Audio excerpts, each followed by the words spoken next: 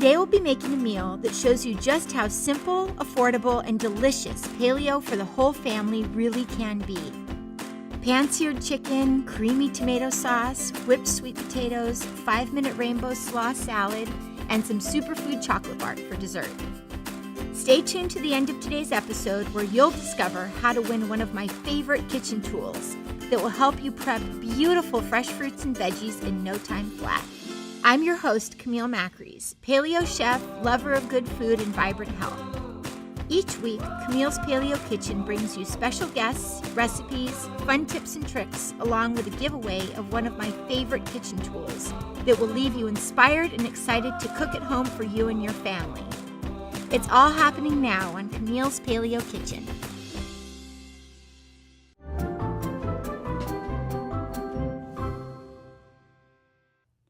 Hey there, everybody. My name is Camille Macries, and welcome to this first episode of Camille's Paleo Kitchen.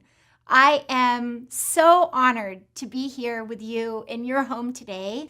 So I would love to start out by just sharing some of my story with you. I have always loved food. Ever since I was a little girl, before I could even walk, I would crawl up to the refrigerator, open the door, and gnaw on sticks of butter. So from there, by the time I was 7 or 8 years old, I was cooking with my mom in the kitchen. Now, I didn't think that it was okay or acceptable to become a chef because I had a degree in economics, but after a year of working in the real world, behind a desk in an office, I had already had enough. And so I quit my job and promptly declared myself a private chef. Soon thereafter, I actually learned that I had food intolerances to things like gluten, dairy, and soy. I went to the doctor and I found out that I had adrenal fatigue and a low thyroid. And that very same day, a friend of mine recommended that I read Rob Wolf's book.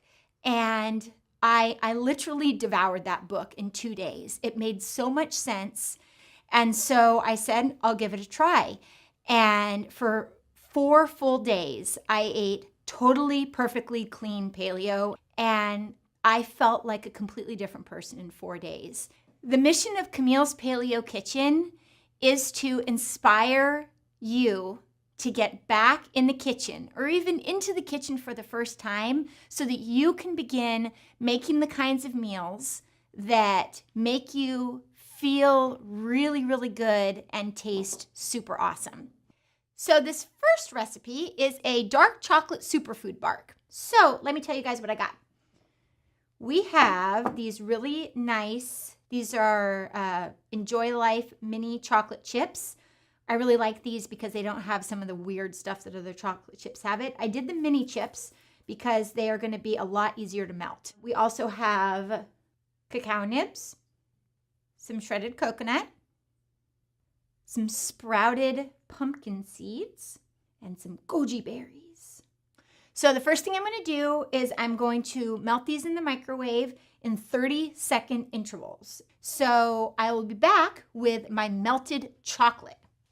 All right, I have our delicious chocolate all melted. Just gonna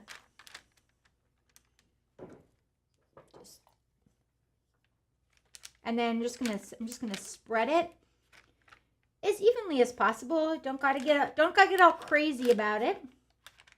And then we're just going to sprinkle all of our yummy little toppings on top. And then I'm gonna add a little bit of salt now. I just really like the way salt tastes with dark chocolate, not too much.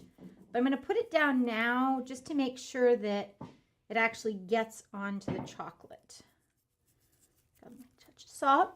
There's other things you could add to this if you wanted. You could put some chili powder or chipotle powder, even ginger. You could, chopped up ginger would be really nice. Again, like most of my recipes, this is a template. This is a jumping off point. If you like other stuff in your bark, then you should put other stuff on your bark.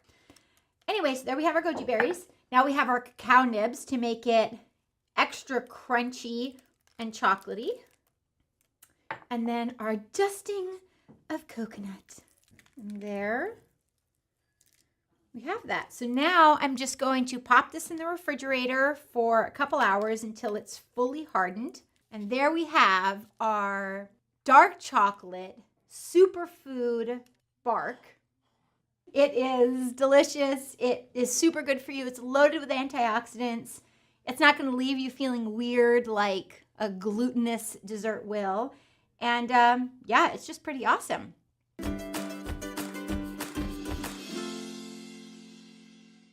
Now I'm going to show you this ridiculously easy one-pot chicken recipe. So I have this really great electric skillet that I've actually been preheating for several minutes, so it's really, really nice and hot, and it's going to help me get a really nice sear on the outsides of my meat.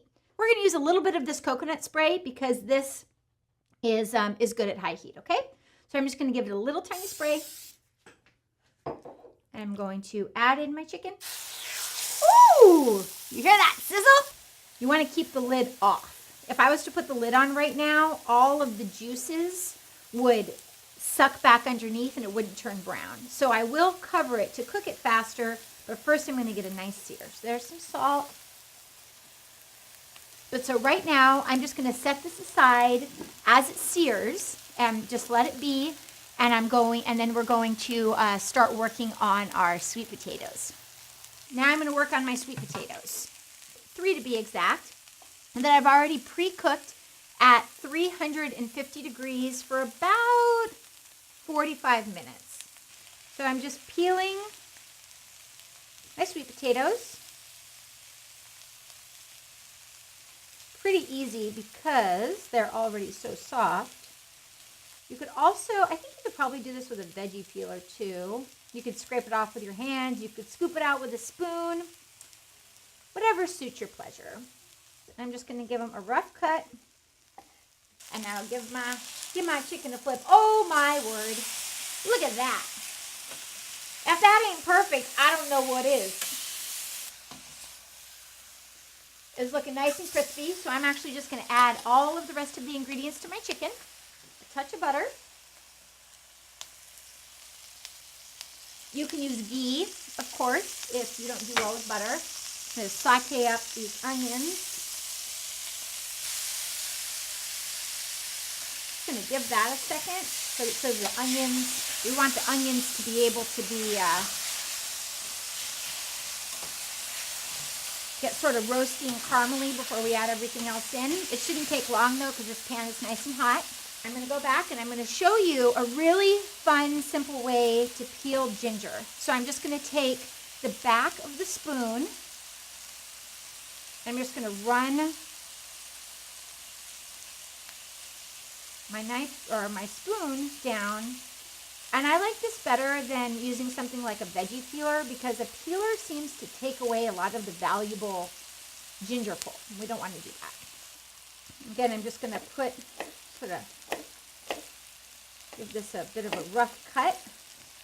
I really like ginger, so I'm going to put in a fair amount and chop this up real quick. My onions are cooking and they are ready to be turned away. Wow, this pan is really cooking for us. So we're making our simple creamy tomato sauce. So I'm going to add my 3 fresh tomatoes.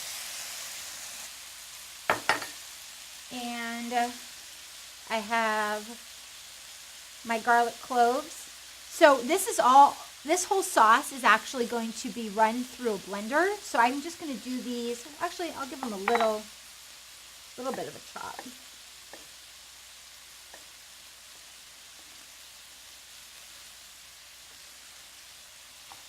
And just to show you how to take the skin off of these, this isn't, usually you would use a bigger knife, but I'm just going to smash this down, and then you can much more easily peel your skin away. Throw that in. It's also really important, some recipes I see, they'll put the ginger or the garlic and the onions in at the same time. And I really don't think that's a good idea because onions, if they get like really dark and crispy, they're still going to taste okay. They can even be like almost charred black and taste okay. Garlic, on the other hand, if you burn a piece of garlic, you may have to throw the entire dish out because the flavor of the garlic becomes so pungent and gross that it can ruin the entire dish. So I like to add the garlic in much later in the process to make sure that that doesn't happen. So you'll see, if you look in here, this is really important because this is where we're developing a lot of the flavor. See, is right here where we have this nice brown caramelization, and this is actually the umami flavor, and you develop umami flavor by browning meat. Actually, tomatoes have umami, but this flavor is going to create such a delicious taste in the sauce. I'm just going to put the lid on this. So right now I'm turning the temperature all the way down to 180 degrees. And what's going to happen, because it went from 450 and it's dropping down to 180, that temperature change is actually going to create a vacuum suck, sort of like a pressure cooker. And it's going to cook our meat in a fraction of the time. It's super cool. So this little clicking that you will hear, this is actually a temperature gauge. Salad Master is the only cookware that will actually tell you if this is clicking, your food is above 185 degrees, which is where you lose some of those heat-sensitive vitamins. This is going to click a little bit, but you're going to notice it's going to stop as it sucks all in. It's pretty cool. I'm going to just set that aside. And so to that, I'm going to add our yummy melted Kerrygold butter. I'm going to add all of our sweet potatoes.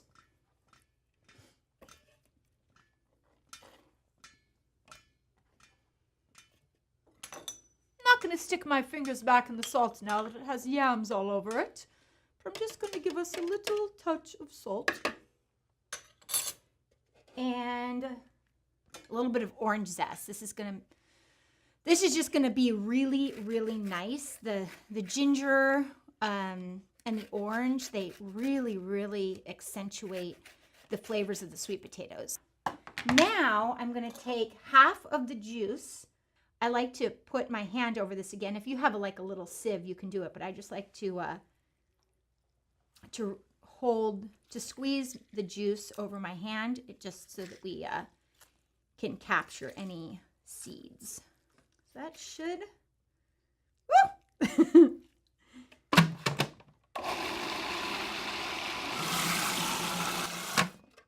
Scrape down the side. Yeah, and now I'm going to add just a touch of honey. It doesn't need a whole lot because the orange is sweet and the sweet potato is sweet, but the honey is nice because it serves in the same way that salt accentuates flavors. This honey is actually just going to accentuate the flavors of the sweet potato and the orange. That's why we're using this right now. Okay, we're going to call that good. Now, these are cold at this point, so we're going to obviously want to heat these back up before you serve. But there we have our really, really yummy ginger orange sweet potatoes. All right, now it is time to make our 5-minute salad. So my Salad Master machine actually, so it has 5 different blades, which are sort of similar to the blades of the food processor. So you can totally use that. And again, with your slicer, if you're using a food processor, you can do this as well. And I'm going to just do a little bit of yellow cabbage.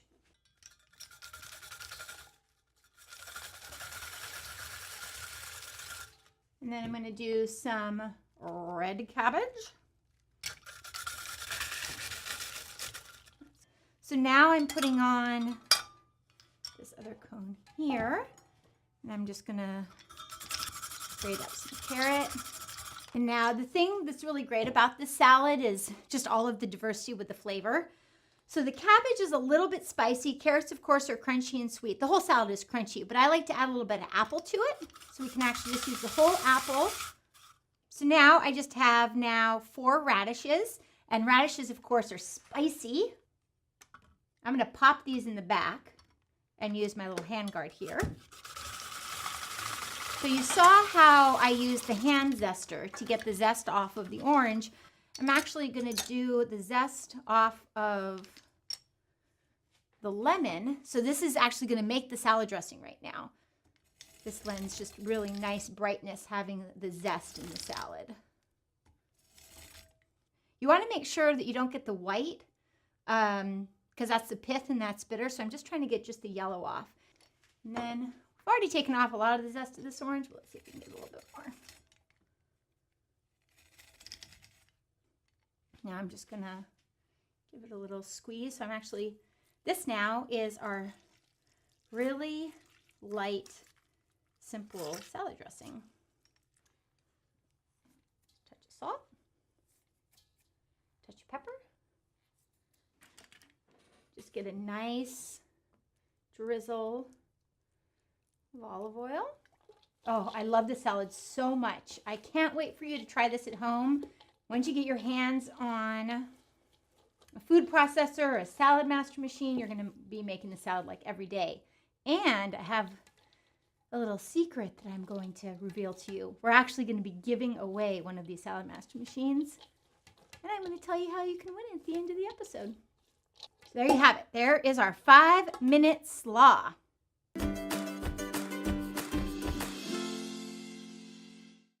Okay. The moment that we've all been waiting for, the unveiling of the chicken. Let's see. That's a cool thing about the little bit of the pressure thing is it like it's sort of hard to lift. So I'm just going to take these chicken breasts out, sit them on the side while we make our sauce. You can see that the all of this brown here, this brown is from the cooking of the chicken and really taking the time to develop that searing and that flavor, and it really pays off. I mean, it smells so good in this kitchen right now. Now, I'm using a Vitamix. I think Vitamixes are great. They help make sauces really, really nice and creamy. Obviously, it's not essential, but I'm going to take all of this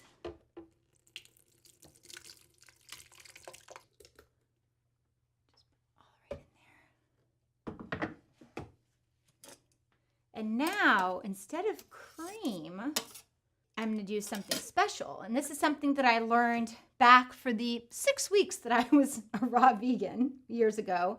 I took some raw cashews and I soaked these for about 4 hours. And I got them nice and plump. And so what happens there because of that is they take on a really creamy texture when you blend them with liquid. So I'm just going to start with a couple of handfuls and begin blending. Always want to start with Vitamixes. They're really powerful. Always want to start on low and work your way up. And really important, since this is so hot, you always want to be able to give the steam a place to release. I have had more explosions with my Vitamix than I care to admit because I haven't allowed the steam to come out. So taking a rag and putting it over the top is going to be your best bet to allow it not to, you don't want it to explode.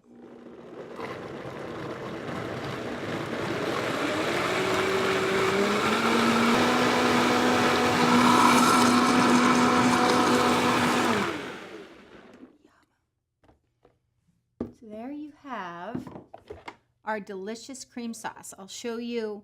Well, you'll get to see how delicious and creamy it is when we plate up the dish. So now we have all of our components together, and all we need to do is plate everything up and show it to you.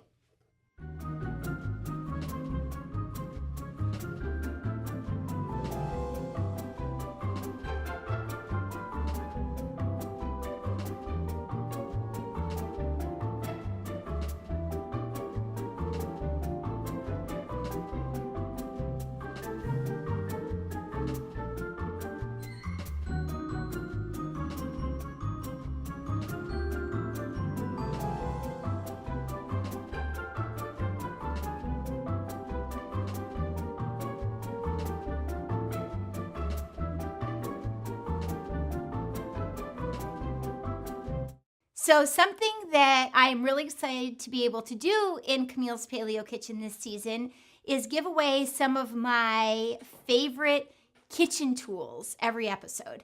Now, the reason why I'm doing that is because this show is not just about you sitting and watching. It is about you getting into the kitchen and trying out these dishes that we make. The way that I am going to nudge you a little bit to do that is with these awesome contests. So all you need to do to enter to win this awesome Salad Master machine that you have been seeing used all throughout this episode is make one of the dishes here today. When you make that, you're going to take a picture and you're going to upload it to Instagram, #PaleoGasm. So from there, head on over to paleokitchen.tv to see who the winner was. And of course, most importantly, to see if you were the winner and check out what's happening on next week's episode. I'm going to give you a little hint. Next week, we are going to be talking all about paleo on the go. And in next week's giveaway, we're going to be giving you everything you need to rock your paleo lifestyle on the go. Thank you so much for being here. I loved sharing this meal in this first episode with you, and I cannot wait to see you again next week. Bye-bye.